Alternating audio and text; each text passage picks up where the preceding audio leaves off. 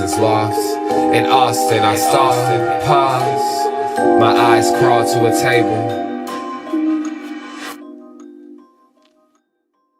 Paralyzed by pairwise dice, then attend to this heaven slice of an angel wrapped in skin. Throw dice and woes of life. Love deprived, looking to revive. What's the meaning of life? One subjective paradise. Crystal chandeliers, moments reflected. Often mirrors appear, clear, grinning from ear to ear.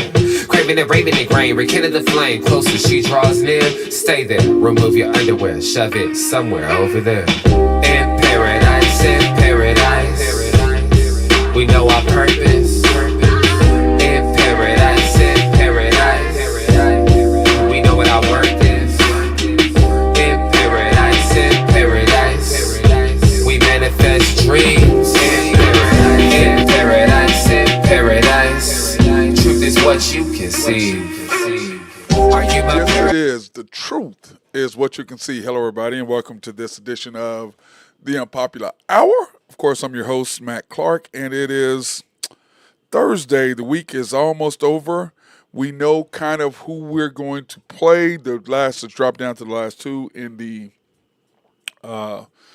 play-in tournament, which we're going to talk about that. We're also going to give our all defensive awards, and then, as I said yesterday on the show, we're going to talk about who I picked as Coach of the Year, Player of the Year, all of that stuff. And kind of gone back and went back and looked at everything and just trying to kind of put it all together. So we're going to talk about all of that today. Plus, we're going to dive into the games last night, the two games, and how I'm going to give Angel some love. And whenever they come on, I will give them love about how they picked, called it yesterday actually on the show, talking about how Tyler Hero would dominate. And I was 50-50 because I won the second one, saying that, yeah, I'm not taking Zach LaVine, but she did that, or he did that. So anyway, we're going to talk about that. I'm going to give them some props when they come on, if they come on the chat today on YouTube. So remember, hey, go to YouTube, like, subscribe, hit notifications if you actually want to get in our chat, because we have a pretty live chat. We have some good guys chatting and stuff up. So if you want to get into our chat, you can. And but like if you do it on Facebook, I can't see. And like I said, I'm sorry about yesterday. We did not. It was something with the connection from my OBS to my restream. I don't know what happened, but it worked on the Unpopular Hour, and I went back and changed it on this. So we will have it. We're back on Facebook again today. So we're going to talk some about some stuff that we went over yesterday. We're going to talk about the Thunder, and we're going to get more involved, especially in the second half of the show, about the Thunder as far as what are our odds? Who are the X factors? Who do we need? What's going to kind of get us over the hump to be able to get the chip? And then also just to get out of the Western Conference. I mean, first of all, you got to get out of the West. Before you even think about trying to win the chip, you got to get out of the West. And a lot of those teams know us really well. We know them really well. And remember, we're 29-1 against the East. Okay, 29-1 against the East. But when you look at the West, what happened with us, and then we'll see what's going to transpire with that. Because you remember, every year you play 15 teams from the opposing conference twice. Once at your place, once at that place. And the only one we lost, only game we lost to was the Cavaliers in Cleveland, and we played terrible. And we just didn't play well against them. Now, of course, we came back here and we put a thumping on them, but that's neither here nor there when it comes to the playoffs. So, anyway, let's get into it. Last night, like I said, I was hoping that Angel would be on, but not yet. I'm sure they will come on at some point, and we'll have to go back over this. But anyway, the Heat took care of the Bulls on the road yesterday. The Mavs took care of the Kings on the road yesterday. So both road teams won in the 9-10 game. Okay, both road teams won. And which is kind of crazy because, I figured – I don't know what the hell I was thinking. I thought the Bulls had beat them 3 times this year, but I was hanging my hat on them. But I should have known better to go against the Heat culture, to go against Bam Adebayo, to go against Spoelstra, to go against Tyler Hero, to go against that organization and how they do things and their coach. Because Everything starts in every great organization. It starts at the top with the owners and the management. Then it goes to coaching. Then it goes to players. Because the reason why I say that is because number one, you have to have owners that trust whatever the GM and the president says. Number two, you have to have them hire the right coach.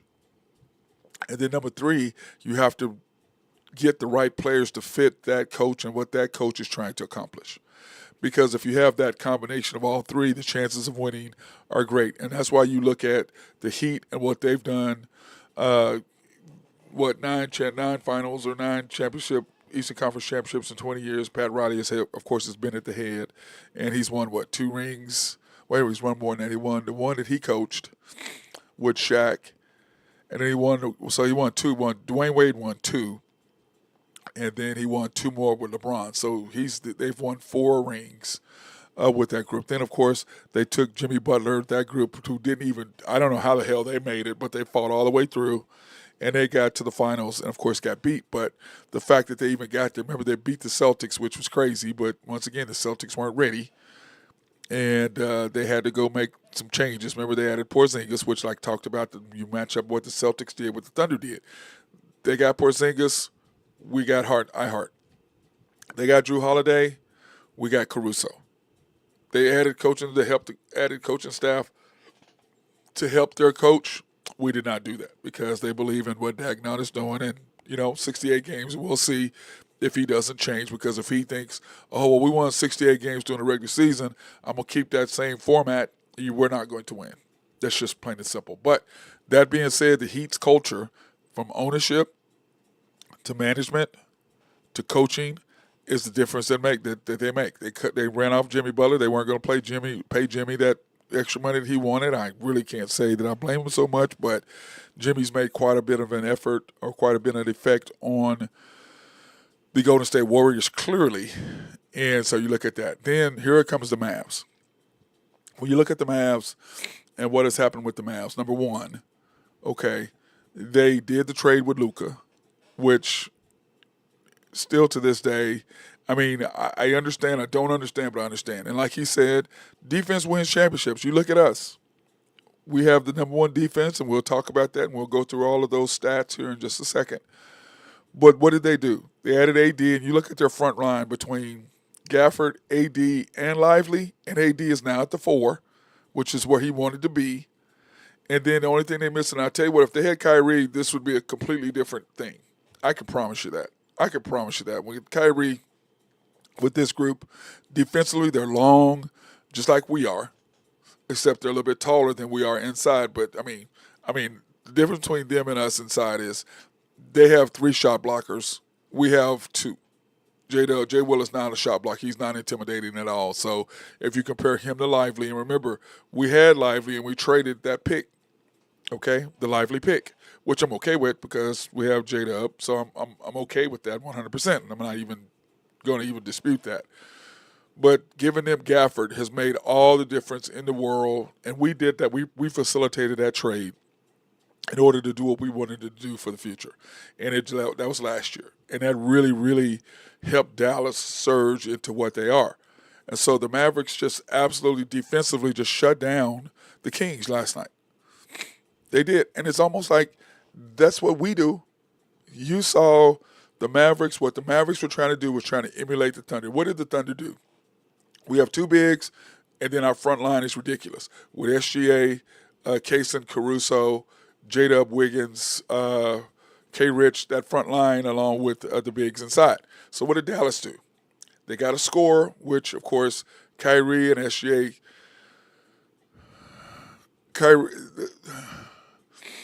I'm going to take SGA over Kyrie because Kyrie doesn't play defense, SGA does. But as far as can score, can get buckets, either one of them can go get buckets. The difference is Kyrie plays for a coach who understands, who's going to be a Hall of Famer, who understands I've got a superstar player, go get the job done. That's not our coach's philosophy. Our coach's philosophy is let's play as a team and all that. I'm like, F all that. Hey, SGA, let's play great defense. This is what, like I talked about the Thunder, this is why we've won. And for those of you who weren't watching, shut your mouth because you're just now watching the Thunder the last 2 years. You weren't watching them 4 years ago when the transformation started. When we got Josh Giddey and SGA about midway through the season, you could see the bond form between those two and what the Thunder actually accomplished at that point. Now, for most people who watch the Thunder, they've got all these. You shut the F up. You weren't watching. You're just not watching because they're winning and you're on YouTube or whatever talking about you. Shut the F up. Where were you 4 years ago? We won 17, 20 games, whatever it was. Where were you then? When you watched the development between Josh and SGA, watching what Dort was doing, watching what Wiggins and all those guys were starting to do for the Thunder, where were you at then? When teams were double-teaming us, double-teaming SGA, he'd kick it to Josh, and Josh would just murder them, make them pay for doubling us. Then you get J-Dub, and then you could just see the development of him and what he did because he was not really the second option. He was just kind of there, didn't really know what he was doing, and just got better, which is another accolade to Coach Dagnall, what he does as far as development of players. 100%. Then year 3, which was last year, you could see what were we doing? We were playing great defense 4 years ago. SGA closed the door. 3 years ago, we were playing great defense. SGA was closing the door. Last year, what did we do? Played great defense, better defense. SGA closed the door. We had 3 glaring weaknesses going into last year. We needed outside shooting, we needed perimeter defense, and we needed inside presence. Those were the 3 things I had been harping on, talking about what the Thunder needed in order to transform themselves into a contender. What did we do? He fixed that with Caruso, okay? And, with Caruso, Kaysen. Well, he fixed that last year with Kaysen. And then we hired the number 1 shooting coach, the best shooting coach in the NBA, 3 years ago. All of a sudden, boom, 2 years ago, what did we do? We went up last year. And you could just see the difference. So we fixed outside shooting and we fixed perimeter defense with the addition of Kaysen Wallace. Because now you got SGA, you got J-Dub, you got Dort, you had Kaysen, you had Wiggins on the perimeter, K-Rich doing their thing. But you had Chet and J-Will inside, which was just killing us inside. Chet was too small. J-Will wasn't athletic enough. Now, J-Will is fantastic at doing the things he does, but he wasn't athletic enough to really, and he was young. So those things really hurt him being everything we needed to be. So we still had one glaring hole. So we fixed outside shooting, perimeter defense.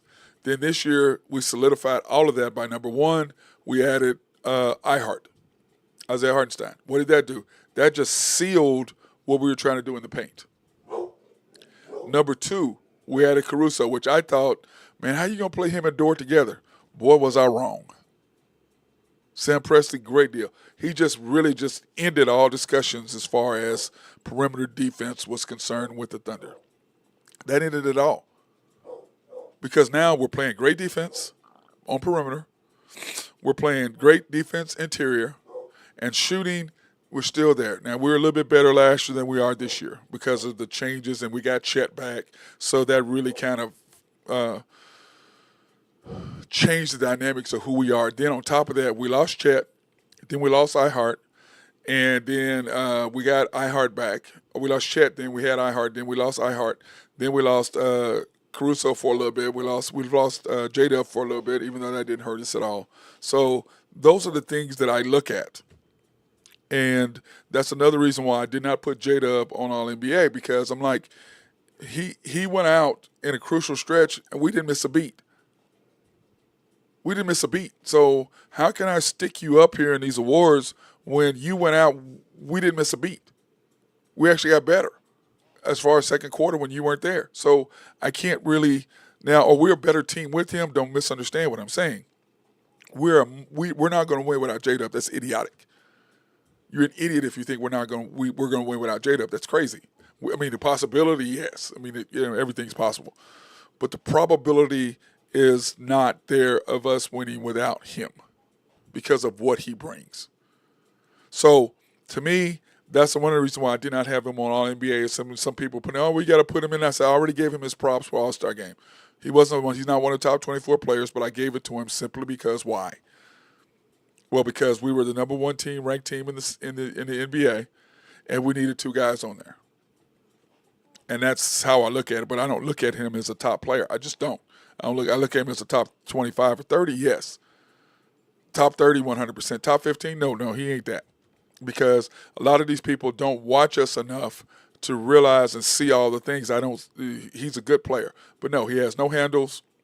He plays decent defense. I saw somebody having him on second team All NBA defensive team. What the hell are you looking at? Have you watched him play? I mean, he's a good player and everything, but come on, man. No, I'm not doing that. I'm not saying I'm going to put him in front of this guy, and I have my team here. I'll do it in a little bit. But that being said, we're not going to win without him. Now, getting A.J. Mitchell back. Oh, by the way, we lost A.J. Mitchell too. So the job that our coaching staff did with these guys missing says a lot about what we are as a team and what Sam Presti has put together. And like we said, ownership, management, coaching, and then players. So now what the Thunder have that Miami doesn't have is they don't have an SGA. Now, if Kevin Durant goes there, that's going to be an ugly with him and Tyler Hero and Bam Adebayo. That's going to be insane. But what we do have is we have a superstar player. They don't. 3-time All-NBA player, first-team All-NBA, third year in a row. We have that. They don't.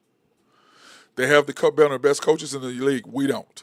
Even though he did win the Coach of the Year last year, and we all found out what Shaq and Charles and Kenny and all of them thought about him being the Coach of the Year last year when they just asked him the question they asked. But anyway, we're not going to go back there. There's no sense in talking about that.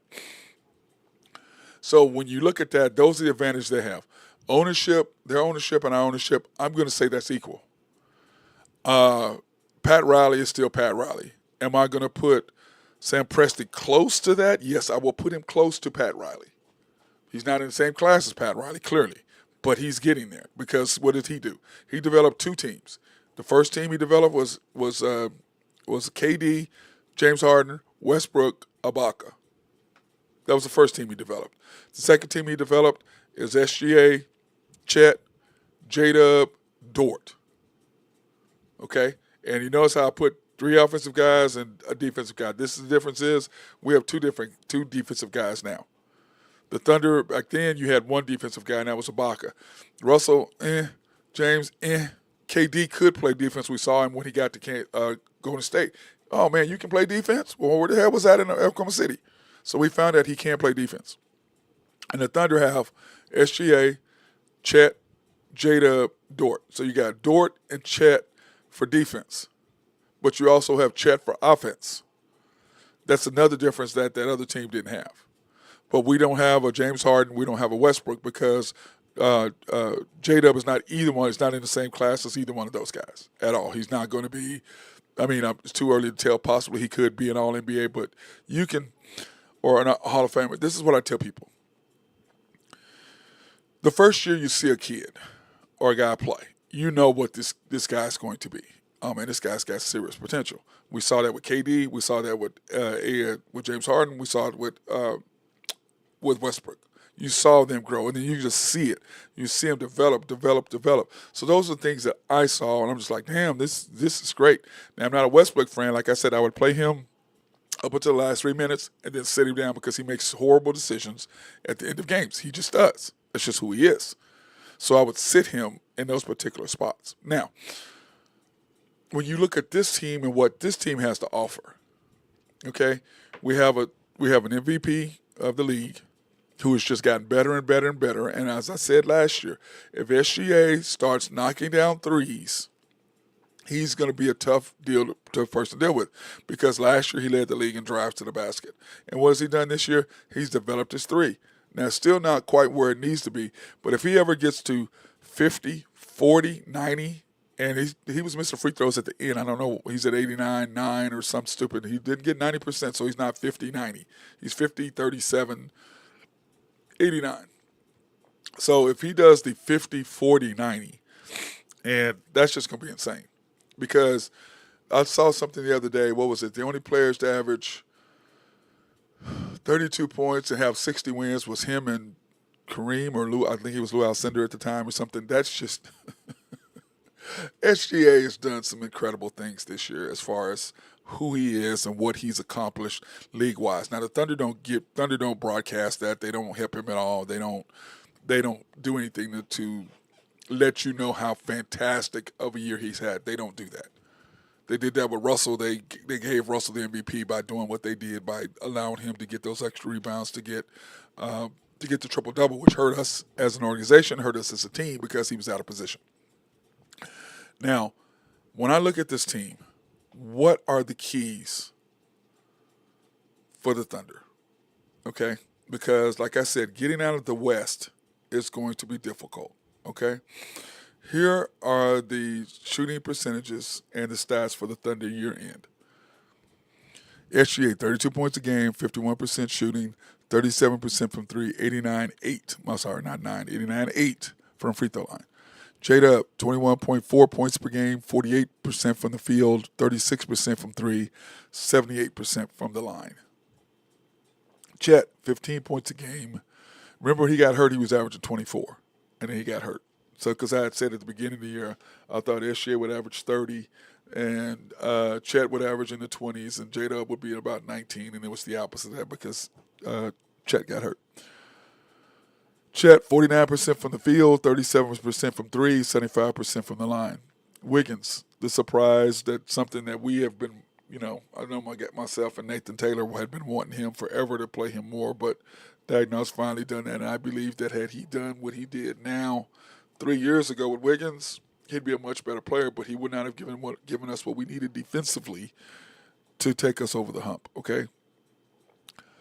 Wiggins, 12 points a game, 48% from field. Now, his points have gone up since those last two games where nobody played, okay? Last 3 games, nobody played. So this is kind of misleading a little bit. 48% from the field, 38% from three, 83% from the line. iHeart, this is the one thing that worries me, and I've been saying this is the thing that worries me, is 11.2 points per game, 58% from the field, still hasn't made a three all year, and 67% from the line. That is the thing that worries me. And I know it doesn't worry some people, but it worries the hell out of me. And the reason why it worries me is because they can put him on the line at the end of games. If Chad gets a foul trouble, he's on the field on the court, they can foul him. And 1 out of 2 is what they'd want. They want 0 for 2 or 1 out of 2. So those are the things that worry me when it comes to the Thunder at the end of games, closing out games. Now, he may be able to do, make the shots down the stretch. Hopefully he can, but that's the thing that really worries me about iHeart being on the floor, which would hurt us defensively by him not being there, but that's the thing that worries me, especially in certain matchups. Isaiah Joe, 10 points a game, 44% from the field, 41% from three, 82% from the line. Nice numbers, okay? Nice numbers. Now, like I said, we'll go over this here in a minute. Dort, 10 points a game, 10.1, 43% from the field, 40% from three, 71. Those are fantastic numbers for Dort. And remember, the reason why Isaiah Joe's numbers are above Dort's is because Dort sat and Isaiah Joe played in those final games when Dort sat. So that was the difference in Dort doing his points and the reason why it is what it is. The guy, Cason Wallace. What a great, great pick. In fact, we have two Kentucky players on the same team, SGA and Cason. 47% from the field, 35 from three, 81% from the line. Caruso, 7.1. By the way, I put Caruso. I almost had Caruso on my all defensive team over J-Dub, which everybody was trying to. These other guys or put J-Dub in there trying to find the place to put him. And I was like, look, I like J-Dub. He's important, but come on, man. You come watch us play. 44% from the field, 35 from three, 82% from the line. Clutch player. A.J. Mitchell. Now that he's back, 6.5 points a game, 49 from the field, 38% from three, 82% from the line. You can see that he came back, and it's going to take him a while. But he's so key to that second and fourth quarter start of those groups, which could kill us in the season and playoffs. That who you have at the second quarter and who you have in the fourth quarter. start of fourth quarter. Those are the two things that really worry me about what the Thunder can and cannot do. Kendrick Williams, 6.3 points per game, 48% from the line, 38% from three, 71% from the free throw line. And then, of course, Jay Will, 5.9 points a game, 43%, 39% from three, and 76% from the line. Now, when I go through all that, this is my take. The Thunder need three players. Okay, the Thunder need three players to step up, and we can't be beat. Number one, we need SGA to start and coming out being aggressive right from the beginning, which makes our team relax. And we're going to be hard to beat if he comes out aggressive instead of just passive, letting everybody else try to get in the flow of the game. Get out early, get into the flow, then let everybody else start playing. And then at the 6-minute mark, when he takes J-Dub out, then you can do your thing that you always do. Instead of waiting until J-Dub goes out, then you take over the game. Second thing, Isaiah Joe. If Isaiah Joe is making threes, the Thunder are going to be hard to beat. Okay? If Isaiah Joe is knocking down threes, we are going to be hard to beat because when he's knocking down threes, it releases and it spreads our offense so much more because now they've got to worry about him, which opens up the driving lanes for SGA, which opens up shots for Kaysen, opens up shots for Caruso, opens up shots for Dort, opens up shots for Wiggins, opens up Chet and Ihart to do what they do, opens up Jay Will as well, and K-Rich. Now, I'm not going to be playing K-Rich or Jay Will in spotted moments. For 100% depends on who we're playing. Matchups matter. And then the third to me is going to be Dort. If Dort is knocking down threes, because we know what he is defensively, but if Dort is knocking down threes, we're going to be next to impossible to beat. Okay? We're going to be next to impossible to beat if Dort is knocking down threes. Those are facts. Okay, guys? Those are facts. That's what the Thunder's deal is going to be. And then I'm going to add a 3A or 4 is A.J. Mitchell in the second and fourth quarters. Now, why do I say A.J. Mitchell? I say A.J. Mitchell because of the simple fact that our biggest issues in the second and fourth quarter is his starting lineup. Our best lineup, as I've said many times, is SGA, Kaysen, Caruso, Wiggins, and Chet. Now he takes SGA out and puts J-Dub in that spot. Now what you have then, when you do that, is you have 5 guys who can't handle the ball. J-Dub can't handle the ball, Kaysen can't handle the ball, Caruso can't handle the ball, Wiggins can't handle the ball, and Chet can't handle the ball. They can handle the ball, but I'm just saying if you put defensive pressure on them, they will turn it over. So you have nobody to really handle the ball to get you into a set offense. You just don't. Now, when you put SGA with that group, he does, and it allows everybody else to sit there and just knock down wide open shots, whether that's Caruso, whether that's Kaysen, whether that's Chet, whether that's Wiggins, whatever. It allows us to get more open looks around the perimeter. Now, what what A.J. Mitchell does, now you have a ball handler. And you can get into your sets. Now, the question is, do you take out Kaysen or you take out Caruso?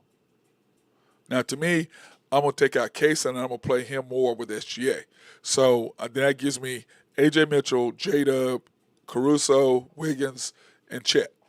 That's what I see. So now all of a sudden you have a ball handler who can get you into sets. And that way J-Dub doesn't have to worry about bringing the ball up the court. He doesn't have to worry about setting up the offense. He can just play freely, which is what he does with SGA, which is going to make him that much more lethal in his attack to what the Thunder can do with him being there, okay?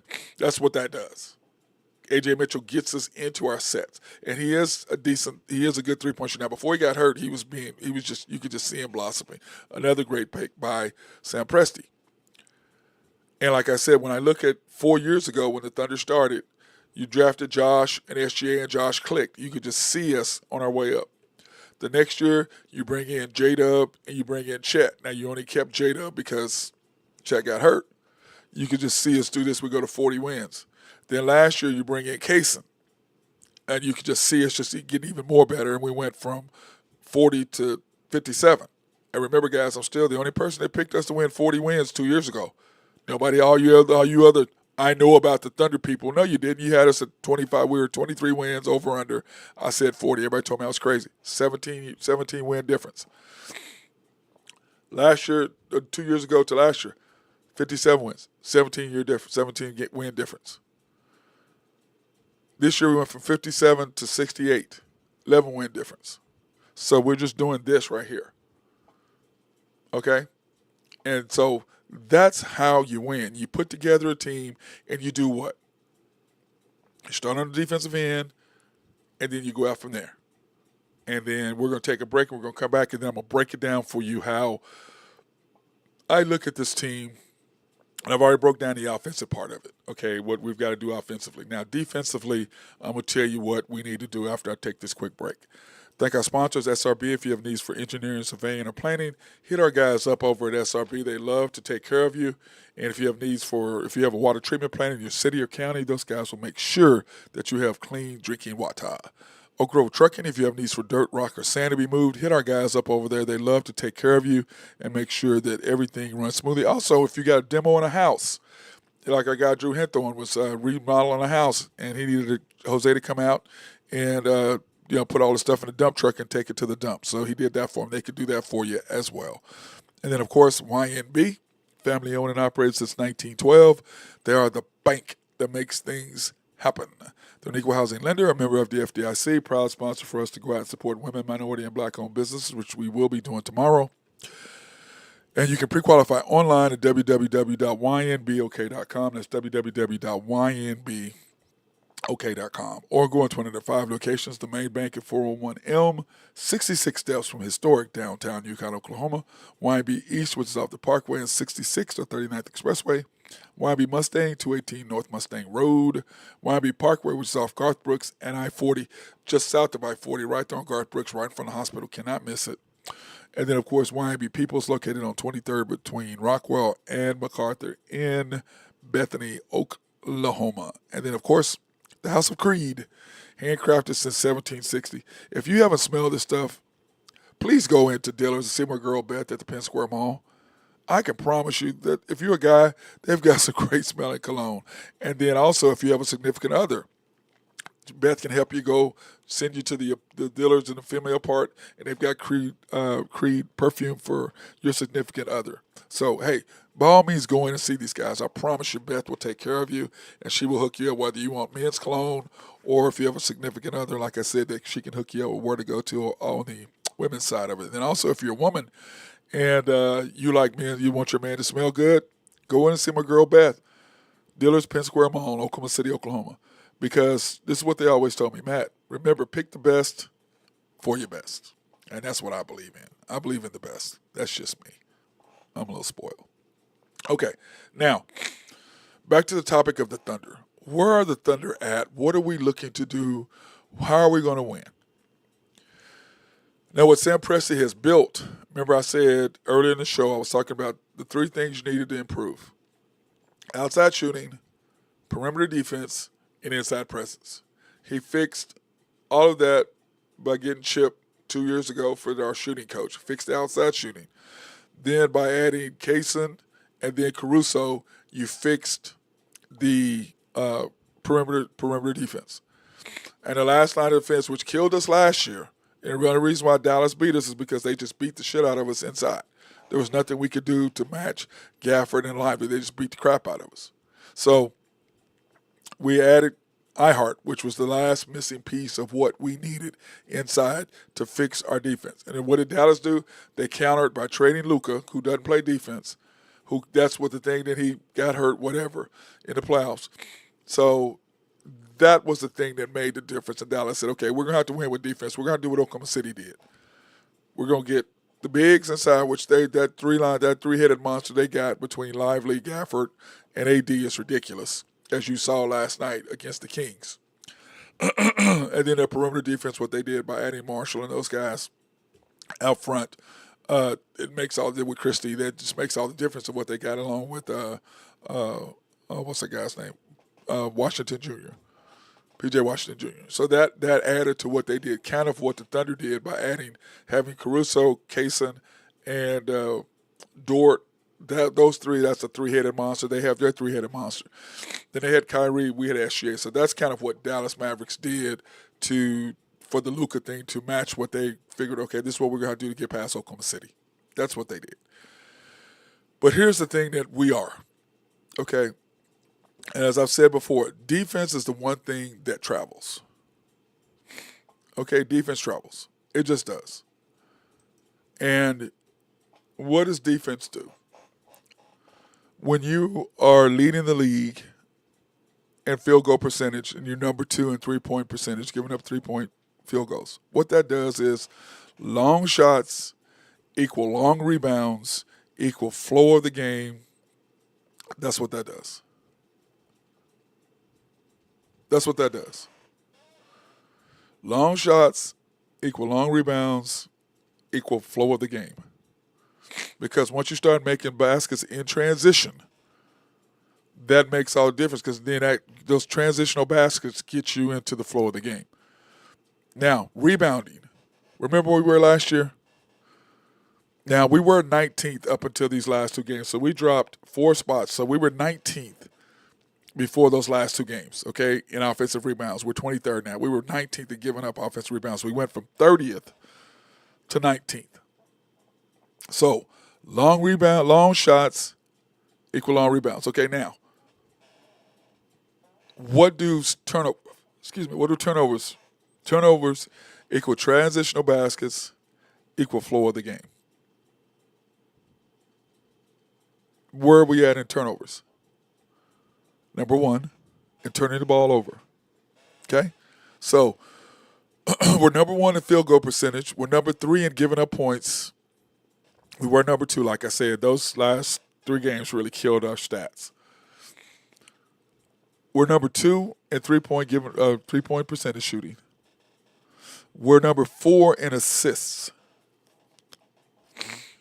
And what that means is out of 30 teams, we're 4th as far as letting the other team get into their offensive flow and scoring baskets off assists. So most of their stuff is off individual play or scoring ball or on-ball dribble, which we're also number 1 in. On-ball, defending the ball on one-on-one on-ball defense. That's not up there because I can't put everything up there. It's just too much. And then when you look at pips, points in the paint, we're number 1. So we're number 1 in inside presence, which we weren't before. But that's one of the 3 things I said we need to improve. We needed to improve our outside shooting. We're 7th. 6th in three-point shootings. Okay? 7th. Out of 30 teams, 3 points, we're 6th out of 30 teams. So we improved our three-point shooting, and we improved our perimeter defense, which we're now 1 in total field goal percentage, 2 in three-point percentage. So as I talked about, the 3 things we needed to improve to get better from 3 years ago: outside shooting, perimeter defense, and inside presence. Sam Presti has done all of those 3 things in 2 years. With the addition of Kaysen Wallace, with the addition of Caruso, with the addition of iHeart, and with the addition of Chip. Those things are the things that have made us put us in the place to be where we are right now. Steals, we're number 1 in taking the ball away from the opposing team. We're number 1 in taking care of the ball, only giving up 6.7 steals per game. We're number 1 in turnovers as far as taking care of the basketball, only averaging 11.5 turnovers a game. We're number 1 in forcing the other team into turnovers, 16.9. 10 of those are steals. We're number 1 in second quarter points. And when J-Dub went out, we weren't that. And since he came back, or when he was out, we went from, I think, 3rd or 4th to number 1. And now he's came back, and we dropped to number 2. Now we're back to number 1. And then fourth quarter points, giving up 25.5. We're number 2. So, like I said, the 2 things that we needed to worry about in order to win a chip is what? Second quarter points, second and fourth quarter. Second and fourth quarter. We're 10th in giving up points in the fourth quarter, and a lot of those are scored early, not late. So those are the 2 things you've got to worry about. excuse me, we're 10th. I'm sorry, 10th. 27.4. So you're 10th as far as that. So those are the things, like I said, we have to worry about, which A.J. Mitchell will fix by taking care of the ball. But you still have to understand where we are and what we're trying to accomplish.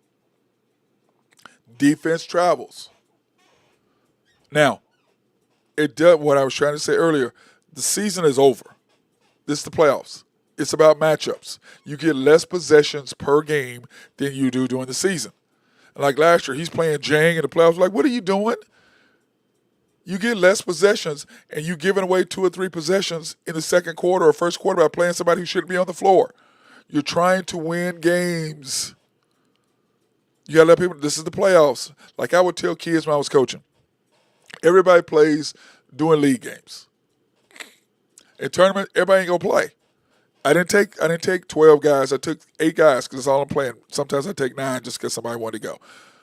I would tell them, hey, man, you may not play. Just let you know. I tell his parents, you're going to spend all this money. Your son may not play. Just letting you know. And I let the kid know, you want to come, that's fine, but you may not get off the bench because we're trying to win. It's a tournament. We're only playing 8, maybe 9. Because it's a different feel when you're in the sea, when you're playing league games versus the playoffs. Or in my case, it was tournaments. Now, we know it's SGA, J-Dub, Dort, Ihart, Chet. That's 5. Kaysen is 6. Caruso is 7. Wiggins is 8. Isaiah Joe is 9. Now, those are the ones should play nonstop. Now, A.J. Mitchell is 10. You can't. That's who you have to play. You can't go 11 and 12 deep. You can't, because if you do, you're in trouble. Can't do it. So when I look at this team and I look at where we are, defensively, you're set. Offensively, you got to play the right lineups. And at the 6:47 mark or whatever it is, you can't there's a timeout, and you take and leave J-Dub on the court for one more minute when you're going to take SGA. You're taking him out when you're bringing SGA to take him out anyway. And at that timeout mark, instead of you taking J-Dub out right then, you wait till the ball comes in, then you bring SGA in the game off the bench. What the hell are you doing? Just put him in the game now. Because that extra 30 seconds or that extra minute or 2 minutes will kill you, as my guy Mark Long calls him. He says he's 2 minutes too long. And that was something that we formed 3 or 4 years ago when we were watching the Thunder. That was his main comment with him, because he was managing minutes. People get mad at me. I said, I'm sorry, pay attention to what the hell I'm saying. Don't get mad at me. Call me a hater. Pay attention to what I am saying. Then judge me after that. Guess what? I ain't going to hear from you, because I'm right. And I got people in the stands sitting there screaming. Commander gets mad all the time. Like, what? His word here looking at me. What the hell is he doing? And throw his hands up in the air. I go, hey, man, don't ask me. I ain't down there. Because you can see it. It's plain as day. What are you doing? Take him out the game. Because the one thing that we do know is we are a minus with SJ on the bench, and we're a plus with him on the floor. We're a plus with everybody else on the bench or on the floor. He is the only one we're a minus with when he's not playing. The only one. But instead, you play J-Dub the same amount of minutes as him, or close to it. No. 6:47, 6:11, whatever that timeout is, you take J-Dub out, you put SJ in, you bring J-Dub back. I'm talking about the second and fourth quarters. You bring him back with 3 minutes to go, whatever. So you're sitting for those 6 minutes. That's the difference. You're sitting for those 6 minutes or 7 minutes. But he's not going to do it in the fourth quarter because he's going to have J-Dub on the floor. No, and this is what drives me nuts about people. We're 90% of the time when J-Dub's on the bench, we make a run. Why? Because SGA is in full control of the offense. Everybody else has got shooters around him. Everybody else does. That's what we do. But I have so many people calling me a hater. I'm like, I'm not a hater. Pay attention to what the hell I'm talking about. And as my guys on After the Storm always go, man, we know what your take is. And guess what? They know I'm right. And not one night. I've had several of them talk about, man, I hate watching, I can't watch the Thunder games anymore because now I'm all pissed off all the time. Well, welcome to my world. Welcome to my damn world. How I get pissed off. What the hell are you doing? But when you look at what the Thunder are doing overall and you're not paying attention to the little bitty details of it, yeah, then if you have the 50,000 foot view of it, yeah, you don't see anything. You don't see what's going on. But when you're sitting in the radar and you're air traffic controller and you watching all that, you see all the little things. You see what the hell's going on. You see the chaos. I don't have the 50,000 foot view. I have the eye view, the bird's eye view. I have exactly what the hell's going on. And I see it. And I'm telling you right now, the Thunder are not going to win unless he changes his attitude. If he still thinks, well, this is how we won 68 wins, you're not going to win. And me as a coach, I said, and I tell, there's a bunch of people, what you do in the league and what you are as a tournament are not the same things. In the playoffs, you get less possessions than you do during the season. So if you get less possessions, the last thing you can do is give away possessions by playing the wrong lineups just to play people. The hell with all that. I'm not giving away 2 or 3 possessions. I'm not giving an opposing team 2 more possessions just to appease somebody. Hey, you in the NBA. The Thunder have a great opportunity. You're number 1 in the West, second year in a row. There's a 5-year window, remember. Second year in a row. What have you learned from last year to this year? Now, I got into an argument with a friend of mine who's really good friends with one of the assistant coaches. And he's like, man, I swear to you, he's not going to do what he did last year. I go, we'll see. I go, if you're right and I'm wrong, we win the chip. If I'm right and you're wrong, we get beat. That's the only way. Oh, Angel, what's up? I gave you your props at the beginning of the show. I was talking about how you were right about Tyler Hero. I was right about Zach LaVine. So we're 50-50. I won the Mavs game, Mavs Kings. You won the Heat and the Bulls, right? So we're 50-50, but I'm giving Angel Johnson the love because called it yesterday. I was like, like I said, my thing was I thought the Bulls had beaten them 3 out of 4 times. Yeah, we were each half correct. You were one, but you're right on point about Tyler Hero though. He was ridiculous. So, okay, now we're gonna get into the rest of my awards, okay? Because I did the rest of the awards, okay? And by the way, Commander, don't be sending me no messages about Lindy Waters. I don't have Lindy on here. I'm sorry, I don't have Lindy on here. So, because he will do that in a heartbeat. Okay, what did I do? Where's my? Oh, excuse me. Where's my NBA awards? There you are. Okay, here are my NBA awards. I did not know I was high on Levine, but he is just a glorified shot clock. No, chucker. No, remember you said that Tyler Hero was going to do that and Zach LaVine was going to do the same thing. And I was like, oh, no. Remember, that's what we talked about yesterday. So, here are my NBA awards that we went over yesterday. My first, second, and third team. Lindy Waters MVP. Yes, that's what my guy Randy Wright says. The commander from YMB. Lindy Waters, the MVP. That's exactly what he says. I guess y'all on the same page. Y'all must have had cocktails together before, had a couple of crowns together before. That's the same thing he says. Okay, my first NBA first team All NBA. SGA, Donovan Mitchell, Jokic, Giannis, Jason Tatum. Second team, Ant-Man, Cade, LeBron, Evan Mobley, Şengün. Third team, now some people had Karl-Anthony Towns over Şengün, but I was like, nah, I'm not. I like Şengün. Then Steph Curry, Brunson, Halliburton, Karl-Anthony Towns, and Jaren Jackson Jr. were my All NBA teams. My first team all deep. My first and second team all defense.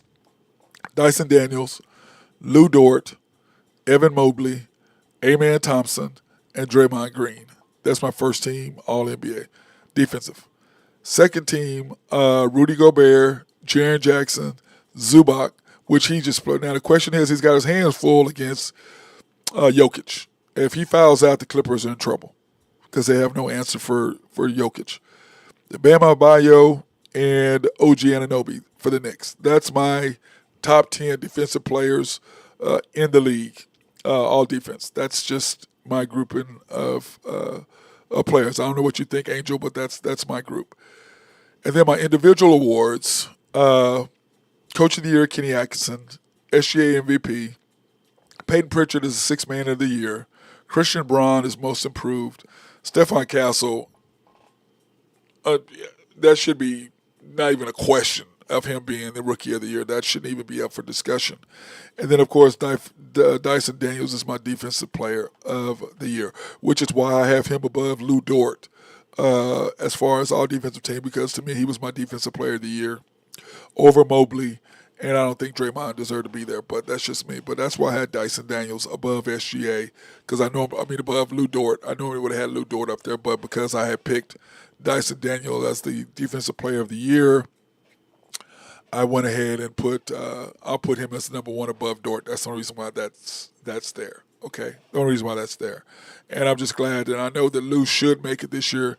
I felt that he should have been all defensive team, at least second team. But once again, he does make dumb mistakes down the stretch. He'll have a stupid foul here and there, which will cost us. So these are my impressions. I don't know what you think, Angel, about my grouping for awards. Now, it's interesting to see who's going to win these awards. Okay, when it comes out, I'm interested to see who's going to win. How right am I? How wrong am I? When the actual awards come out, because to me, it's going to be really interesting to see what the fans pick or what the writers pick as far as that. Do you have any? Thank you, Angel. I think it's a good list too. I just don't. I mean, is there anybody that you take off? I mean, I just don't see anybody that would take off. Like I said, my other coach of the year would be Ime. I mean, Bickerstaff, I thought did good. 30 wins. That's crazy. The Thunder, when Dagnall won, we won 17 wins above when he won. Was that 2 years ago? 2 years ago. Or was that last year? 2 years ago. That's last year. Last year, when we did what we did, he won the MVP or the coach of the year, which I didn't see that, but that's just me. SGA clearly should be the MVP unless Jokic is getting this push at the end. I'm like, I don't see it. I just don't see how you can put Jokic. Yeah, he did something phenomenal, 100%. But so did Luka the year before, and he finished fifth. And then you say, well, we're not going to give it to him because Jokic was blah, blah, blah. And everybody got mad because everybody thought that Jokic should have won the MVP the year before. And like I said, Jokic's first MVP should have went to Giannis for his third in a row. His second MVP that he won, that one should have went to Embiid because he was fourth or fifth in the league in the West, and Embiid, they were first or second in the East. That one should have went to Embiid. The one that Embiid won the next year for Jokic, keep Jokic from winning 3 in a row, that one should have went to Jokic. And then last year, I believe that SGA was just ridiculous. Okay? Ridiculous. And then this year, once again, he's gotten better than he was last year. And I believe, and I've said this before, had SGA played against Boston, against Philly, and against the Pacers, who were the 4 best teams last year, along with the Knicks, he had already busted the Knicks. He had a last-second shot to beat them. If he had played against those 3 teams, if people would have saw him play last year, I believe that SGA would have won the MVP. I said I voted for him. Stephen A. Smith said the same thing, and there's a lot of guys said the same thing, that SGA should have won it last year, but nobody saw us play. They saw us play this year. Well, we're 17-4, I think, or 18-4, something like that on national TV this year, and they got to actually see what we saw SGA last year. So to me, he should have won it last year. This should be his second year in a row. But nobody saw us play last year because we weren't on TV. So that's the thing that I look at when I look at my awards for this year. I think people can argue Dyson Daniels, whether it's him or Evan Mobley, Defensive Player of the Year. I'm looking at what Dyson Daniels did because to me, like I said, if I gave it to Mobley, then I give Dyson Daniels my most improved. But Peyton Pritchard and Christian Braun, what he did, it's crazy. He went from 294 to, 294 to 51, plus minus, in 1 year. I think it's 291 to 54 or something like that. In 1 year? How is that not most improved? How is that not most improved? Norman Powell, yeah, I like that. No, I like Angel. I like Norman Powell. I like Norman Powell anyway. But my point was going from where he went from to where he is 254 to 51 or so, 251 to 54, whatever it is, plus minus. That's crazy. That's over 200 points. That's improvement. Now, Dyson Daniels, he went from 11 to 17. Norman Powell, I think he should have been in an All-Star game. Once again, everybody's a great guy. LeBron screwed him over there. LeBron knew he wasn't going to play. Let Norman Powell be an All-Star. You ain't playing. You knew you weren't going to play. And you screwed him out of his All-Star deal. That's what he did. And everybody can love him. I'm not a fan of him. I just go down the list of stuff he did. Changing from teams. I'm sorry. If you're the GOAT, why aren't people coming to play with you? Why are you going to play with people? Now, you did get Luka finally. You got AD. But I'm saying, nobody wanted to come to Cleveland. You had to go to Miami. They already had Kyrie. You went back to Cleveland. Then you got lucky because Draymond Green was an idiot, or they would have won 4-1 and spanked y'all, and you would not. You would still only have 3. And that's the 2 that you won in Miami, and then the one in the the COVID year, in the bubble. So you'd have 3, not 4. But everybody wants him to win so bad. I'm like, titles don't mean anything to me. Bro, look at what you did. Now you're doing warm-ups with no shirt on, with a hoodie, with a do-rag on. Really, LeBron? The face of the league. Now you don't play hard in All-Star games. He's just totally taken over, talking about a power trip, and he's just totally screwed up. Now you got your son playing. Your youngest son is the one that deserves to play, not your oldest. You took away a spot from somebody, and I'm not going to let that go. You got a guy somebody who's worked their entire life to make it to the NBA.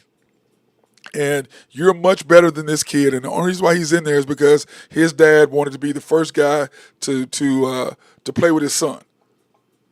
That's why he's there, plain and simple. That's why he's there.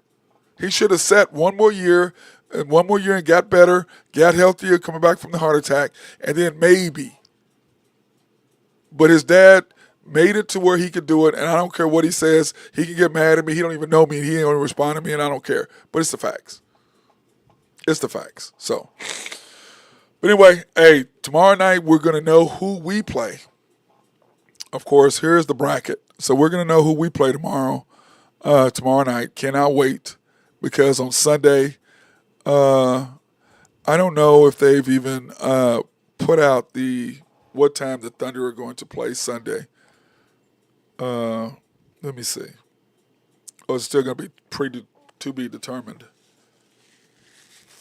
Okay, we play at noon Sunday against whomever. So we play the first game. We play the first game on ABC on Sunday against the winner of the Mavericks and the Grizzlies. That's who we play Sunday. 12 o'clock. Wow. Okay. I need to fix that to make sure, because I know I'm not going to be able to work. Oh, Sunday. That's right. I forgot Sunday's Easter. I forgot about that. So nobody's going to be working anyway. So anyway, that's the plan for the Thunder. This is where we're laying out. This is where we're at. And like I said, I might, if everything comes right, I'm gonna be bam, right on the money. Us against the Grizzlies. And then I thought the Nuggets against the Lakers, or the Nuggets against the T-Wolves is what I thought. Then the Lakers against Golden State, which is what I thought it was going to be. But I'm not unhappy with the way it turned out. Thunder, hopefully against the Grizzlies. Nuggets against the Clippers. Lakers and T-Wolves, which I think is going to be a knockdown, drag out, just physical beat-up fight. And then the Rockets against Golden State. And like I said, to me, The Lakers probably will come out of that in 6 or 7 games. Then they got to turn around. Yeah, OKC wins. Yeah, I agree. I agree, Angel. I think we win either way, but I think it'll be a lot easier for us to beat the Grizzlies than the Mavericks because Jason Kidd. Remember, of our 14 losses, 3 of them were to Dallas. Jason Kidd knows Mark Dagnall. He knows his tendencies and he knows how to exploit us. So that's the thing. I'd rather play the Grizzlies than the Mavericks simply because of that one simple thing. Then I think we'll probably play. I just don't know. My thing is this. I'm torn the more I look at this. I'm torn between the Clippers beating the Nuggets because the Clippers don't have an answer for Jokic.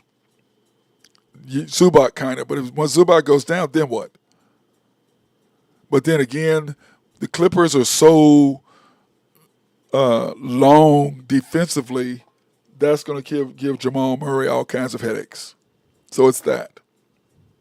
But I still think the Clippers will probably beat them because I think the Nuggets just don't have the bench. I just don't. Unless Jokic gets Zubac into foul trouble, then that's it.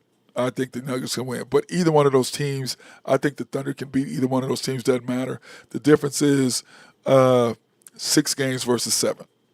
And I don't want to go to a 7-game because a 7-game, it could be we could be tight. Even though we're at home, that you just don't want to go to a 7th game because anything can happen in a 7-game series. Anything. So I don't want us to really see that happen.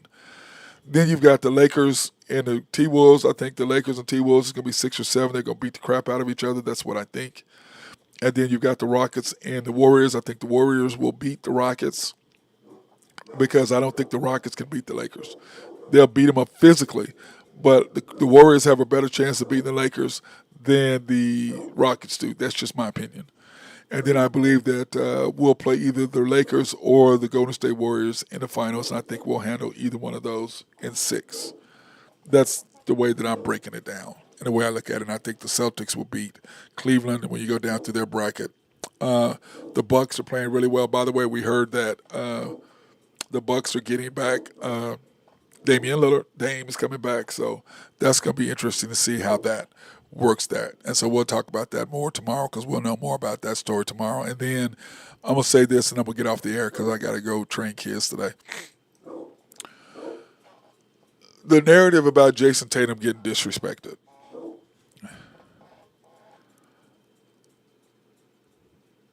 I'm going to say this. I think that Jason Tatum, what Steve Kerr and them did to him in the Olympics, I didn't like that. That being said, Jason Tatum has the ability to do quite a bit of things, some different stuff. He really, really does. He's a very, very good player. My problem with Jason Tatum is that Jason Tatum will disappear. He doesn't really play defense, which he can, but he doesn't consistently hard enough, I don't think.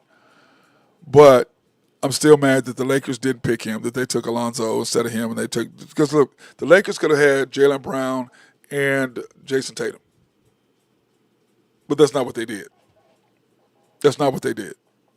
They took what's his name that's with the Pelicans, who's gone now from Duke, and then they took Alonzo Ball instead of those two. They could have had that team. But screwed up organization the way it was. That's what I'm saying. Organizations matter.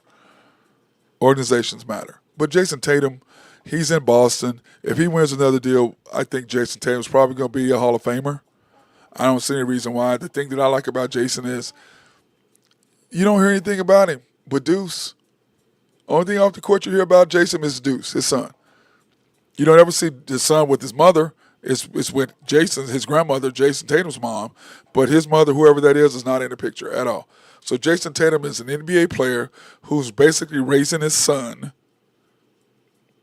and that's the only thing you know about Jason Tatum off the field or off the court. There's no issues. There ain't no, I'm giving my, whatever, all this other stuff. It ain't none of that. That's all it is that. That's all you know about him. He's quiet. Arguably the alpha on that team is Jaylen Brown. It was Marcus Smart, which is why he's gone. Angel says, I rock with Tatum. he's just the Boston star, so he gets the hate. Yeah, but I'm like, he's got multiple Olympic gold medals. He's got an NBA championship. This will be his fourth time being first team All NBA. Now, granted, he doesn't get the respect MVP voting wise, but I'm not putting him with what SGA has done. I'm not putting him with what Jokic has done. I'm not putting him with what Giannis has done. Is he a top 4 or 5 player? 100%. Was he the top 2? No. So I don't believe that disrespect. Now, for you to blame him, Jaylen Brown had a great playoffs as far as the finals. He deserved it. But Jason Tatum was the MVP in the playoffs to get him there. So I get the disrespect kind of because he's not a household name, first, face of the league, all that kind of stuff. But give the dude his flowers. He's a beast. Give him his flowers. Give him his flowers. So that's my last rant for today. I'll find something to rant to Caitlin Clark yesterday. Jason Tatum today. Who's going to be my rant tomorrow? What's going to be my rant tomorrow? So, anyway, that being said, hey, everybody, peace out. Have a great day.